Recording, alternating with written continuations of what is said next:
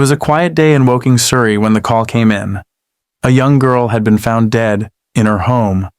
The officers who arrived at the scene were unprepared for what they would encounter. In a modest house, behind the doors of what seemed to be an ordinary family, lay the body of 10-year-old Sara Sharif. Her injuries told a story far more horrifying than anyone could have imagined. But this was just the beginning. The news spread quickly. A child's life cut short in the most violent of ways. The details were unthinkable. Who could do this? How could such cruelty exist within the walls of a family home? Questions began to swirl, but the answers were slow to come. In the days that followed, the family of Sara Sharif, her father, stepmother, and uncle, vanished. They boarded a flight to Pakistan, leaving behind their lifeless daughter. In a storm of unanswered questions, the police launched an international manhunt, and the world watched as the search unfolded. Months later, they were brought back to the UK, facing charges that revealed a grim truth, a life filled with unimaginable suffering, and a death that no child should endure. But even after justice was served in the courtroom, the story didn't end there. On January 1st, 2025, just weeks into his sentence at one of the UK's most secure prisons, HMP Belmarsh, Sara's father, Urfan Sharif, became the target of an attack so brutal it shocked even the hardened walls of the prison system. How does a case so filled with tragedy continue to unravel even after the verdict is reached? And what does it say about a society grappling with the darkest corners of humanity? Stay with us as we take you through the heartbreaking and complex case of Sara Sharif, a story that continues to echo far beyond the courtroom. Welcome to True Crime Files, your go-to source for the most compelling true crime stories. If you're captivated by real-life mysteries and justice, make sure to hit subscribe and turn on notifications so you never miss an update. Sara Sharif was a bright and lively 10-year-old girl living in the quiet town of Woking, Surrey. Her teachers described her as curious and eager to learn, a child who lit up the classroom with her presence. To those outside her home, she seemed like any other child, full of life and innocence. But in August of 2023, that picture of a happy, carefree childhood was shattered. Her life ended under circumstances so horrifying that it would send shockwaves across the nation. When police entered the family's home on that fateful day, they found Sara's lifeless body in her bed. The discovery was grim. Her small frame bore the unmistakable signs of sustained and deliberate harm. What followed was an investigation that would uncover layers of pain and suffering, and a family dynamic marked by control, cruelty, and fear. Investigators revealed that Sara had endured a prolonged campaign of abuse at the hands of her father, Urfan Sharif, and stepmother, Benash Batul. Over months, her young life became a living nightmare within the walls of her own home. Reports began to surface. Teachers had noticed injuries. Neighbors had heard disturbing noises, and authorities had even been alerted.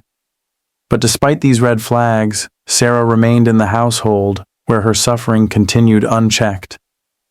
By the time the system intervened, it was far too late. As the investigation unfolded, the truth became even harder to comprehend. Shortly after Sara's death, her father, stepmother, and uncle fled the United Kingdom. They left behind not only Sara's body, but also a trail of unanswered questions and mounting outrage. Their destination was Pakistan, a place where they thought they could evade accountability. What followed was an international pursuit that gripped headlines worldwide. The flight of Urfan Sharif and his family set off a desperate search. Authorities in the UK worked tirelessly with their counterparts in Pakistan to track down the fugitives. Days turned into weeks, and frustration grew. But despite the distance and the attempt to escape justice, their time on the run came to an end.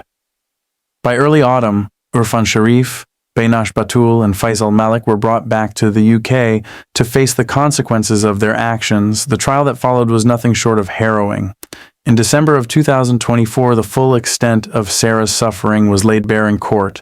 Witnesses described a home ruled by fear and intimidation, where punishment was severe and relentless. Medical experts detailed the injuries Sara had endured, and the prosecution painted a chilling picture of a campaign of torture inflicted by those meant to protect her. The verdict was clear and unanimous. Urfan Sharif and Benash Batul were found guilty of Sara's murder. Urfan received a life sentence with a minimum term of 40 years, while Benash was handed a life sentence with a minimum of 33 years. Faisal Malik, who was found to have played a significant role in enabling the abuse, was sentenced to 16 years in prison. The judge, in delivering the sentences, described their actions as a betrayal of the most fundamental duty of a parent, to nurture and protect their child. But even as justice seemed to have been served, the case took yet another turn.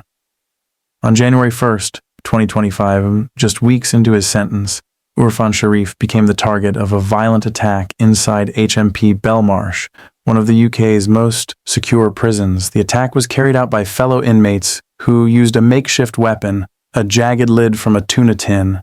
They slashed Sharif across his neck and face, leaving him with severe injuries. Though his wounds were not life-threatening, the attack raised new questions about life behind bars for high-profile offenders. The incident at Belmarsh has sparked widespread debate. Was this attack a form of inmate justice, a retaliation for the unimaginable crimes committed against Sara? Or does it point to a deeper issue within the prison system, a failure to ensure safety even for those serving the harshest sentences? For many, the story of Sara Sharif is a grim reminder of the vulnerabilities faced by children and the systemic failures that can allow abuse to go unchecked. Her tragic death has prompted calls for reforms, for stricter oversight, and for a collective responsibility to protect the most vulnerable members of society.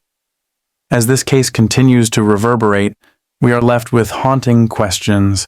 Could Sara's death have been prevented? How do we balance justice for her with the safety of those who commit such crimes? And most importantly, how do we ensure that no child ever endures the suffering that Sara experienced? This case has left the world grappling with questions that demand reflection and action. As you hear the details of Sara Sharif's life and the events that followed her death, we want to hear from you. Do you believe enough was done to protect Sara when the warning signs were so evident? Could intervention at the right moment have saved her life? Share your thoughts in the comments below, and let's start a conversation about how we can prevent such tragedies in the future.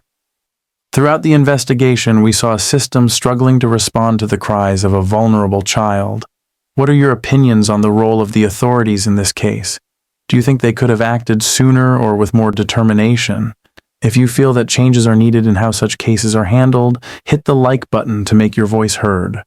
And then there's the matter of justice. The sentencing of Sara's father, stepmother, and uncle brought some closure, but the attack on Urfan Sharif in prison has sparked debates about accountability and safety behind bars. Do you believe this attack represents a form of justice, or does it point to deeper flaws in the prison system?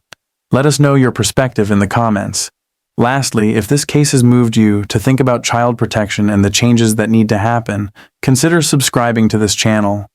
By staying informed, sharing stories like Sara's, and discussing solutions, we can be part of the effort to create a safer world for children. As we reflect on the life and death of Sara Sharif, the magnitude of this tragedy becomes even more overwhelming.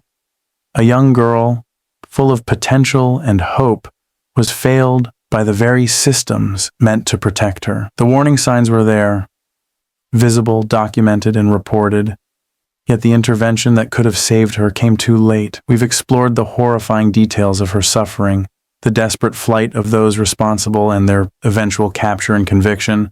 The courtroom verdict brought some closure, yet the attack on Urfan Sharif in prison opened a new chapter in this complex and deeply troubling story.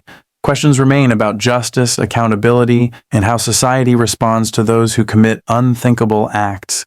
This case is a reminder of the work that still needs to be done. It challenges us to consider the gaps in our systems, the silence that can surround abuse, and the responsibilities we all share to protect the most vulnerable among us. But Sara's story is just one of many. In our next video, we'll uncover another case that shook a community to its core. one that raises your even more unsettling questions about trust, betrayal, and the pursuit of justice. It's a story that will leave you thinking long after the video ends. Make sure to like, comment, and subscribe so you don't miss it. By staying engaged, sharing your thoughts, and spreading awareness, you become part of the conversation that can bring about change. Together, we can shine a light on these stories and honor the lives affected by tragedy. Stay tuned.